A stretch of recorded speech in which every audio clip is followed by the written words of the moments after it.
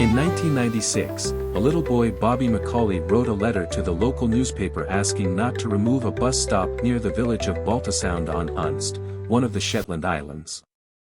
These islands are about 2,000 kilometers away from Belarus and 7,000 kilometers from Florida. The Shetland Islands lie 170 kilometers to the northeast of mainland Scotland. The Shetland archipelago comprises about 300 islands and skerries, of which 16 are inhabited. The coastline of the islands is rugged and reminiscent of the Norwegian fjords. There is not a single place in Shetland, which is more than 5 kilometers from the sea. The climate is cloudy, humid, and moderate owing to the influence of the warm Atlantic waters. The typical landscape is bare rolling plains and plateaus, up to 450 meters high. There are practically no trees in Shetland. They cannot grow under the conditions of constant and strong winds. There are many birds living on the islands. Wild mammals, except rats and mice, appeared in Shetland thanks to people. The islanders bred their own breed of sheepdogs, the Sheltie. In the past, this small dog was trained in herding livestock. Under the unfavorable climatic conditions of the islands, a special breed of horses was formed, the Shetland pony. These are small stocky horses, which silhouette reminds us of that of draft horses. The average weight of a Shetland pony is 150 to 180 kilograms. The height at the withers is from 65 to 110 centimeters. They are intelligent and easy to train, active and love to move. Shetland ponies are highly people-oriented and very loyal. They are often used for initial training of children in equitation. Sheep are bred in Shetland. It is not surprising that knitting has always been a common craft among Shetland women. Large areas on the islands are covered with peat, which the locals used to heat their homes. It happened that during bad weather, strong winds and rain blew away the peat layer. As a result, the remains of ancient buildings appeared on the surface. 100 years ago, in the town of Sumburgh, located at the south end of the mainland, the largest of the Shetland Islands, Jarlshof was discovered, a place where people lived during at least 4,000 years. The most ancient, from approximately 2000 BC to 800 BC, are the remains of Bronze Age houses. Stone mills, querns, were used to grind various corns into flour.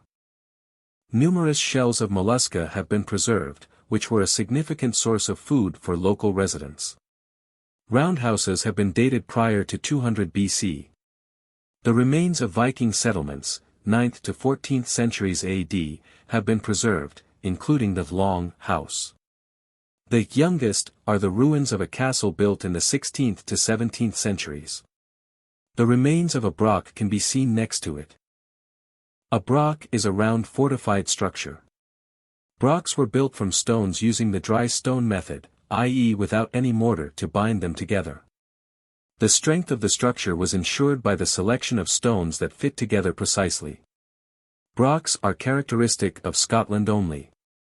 There are more than 100 of them left. The internal diameter of brochs is from 5 to 15 meters. The walls of the highest surviving broch, the island of Mousa in Shetland, are 13 meters high. Clickaman Broch is located near the main town of the archipelago, Lerwick. Clickaman was the first building in Britain to be protected in court by the Ancient Monuments Act of 1886. Protection was needed because the local butcher Mackay stole stones from the broch to build his stable. At the same time, the broch was restored by local history amateurs. But in such a way that today's scientists strongly doubt its authenticity. It is unknown what the purpose of brochs was. Were they defensive structures, agricultural storehouses, or grand homes for high-status members of the community? Sometimes, the brochs are called Pictish castles.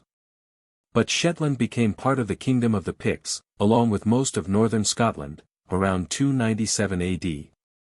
While brochs had been built before that, which does not exclude the possibility that the Picts used them. The Picts, Latin, picti, painted, tattooed, this is how since the late 3rd century AD ancient writers used to call the tribes that lived in the far north of Britain. The Picts were fearless enemies of the Romans who conquered southern and central Britain at the beginning of our era. To protect themselves, the Romans were forced to build Hadrian's Wall in 122 to 128 AD, which has survived to this day. Many Pictish stones decorated with intricate carvings have been preserved. They often feature an image of the Pictish beast, called sometimes the Pictish dragon. An illustration from the book called Sculptured Stones of Scotland, 1867, shows various versions of this creature. It was undoubtedly an important symbol for the Picts, but its meaning is not clear. The Pictish beast is not easily identifiable with any real animal. It resembles a seahorse, a dolphin, or an anteater, while some believe it looks like the Loch Ness monster. In 563 AD, Saint Columba sailed to Scotland to convert the local heathens, the Picts and the Scots, to Christianity. There are many stories of miracles that he performed during his mission. The most famous story is how he drove a ferocious, water beast, into the depths of Loch Ness. This may be why on some Pictish stones the Pictish beast is found next to the Christian cross. In the 9th century, the Picts and the Scots united to form the Kingdom of Alba, today's Scotland. Soon, as a result of assimilation, the Picts ceased to exist as a separate nation. Around the same time, Shetland was colonized by Vikings from Norway, who brought their language, Norn, to the islands. The islanders spoke it until the 19th century. In 875, Harold Fairhair annexed the islands to the Kingdom of Norway. In 1397, Norway and Sweden concluded the Kalmar Union with Denmark. In 1468 Margaret of Denmark was betrothed to James III of Scotland. Her father, Christian I of Denmark, had no money for a dowry and gave the Shetland and Orkney Islands to the Scots. From that time on, Shetland became part of the Kingdom of Scotland. And since 1707, part of the Kingdom of Great Britain. In the late 19th century, a spinner and hand knitter, Betty Mouat, lived in the South Mainland. On January 30, 1886, she was the sole passenger on the smack Columbine, sailing from Scatness to Lerwick, where she planned to visit her sister, sell her knitting, and to visit a doctor. The weather quickly turned bad, and the skipper was washed overboard. The other two crew members launched a small boat in an unsuccessful attempt to rescue him.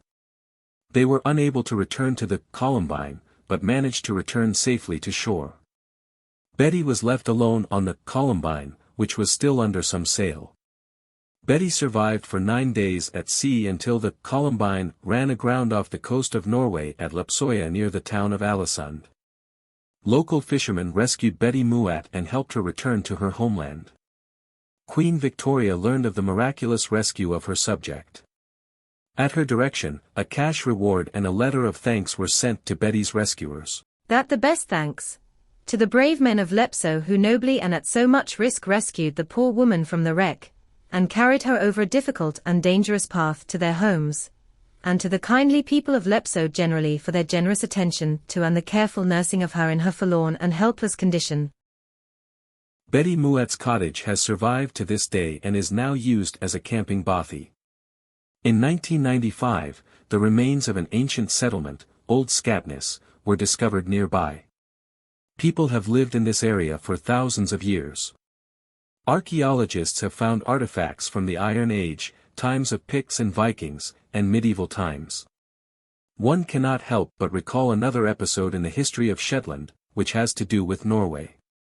During World War II, in the settlement of Scalloway, the headquarters of the Norwegian resistance organization, Shetland Bus, was located. Members of the organization used small combat and fishing vessels to bring refugees from Norway and send back resistance fighters and ammunition. Well, it is time to return to the island of Unst, the northernmost of the inhabited British Isles. Unst is largely grassland, with coastal cliffs. Its population is less than 1,000 people. The ruins of Mousa Castle are located here. It was built in the late 16th century.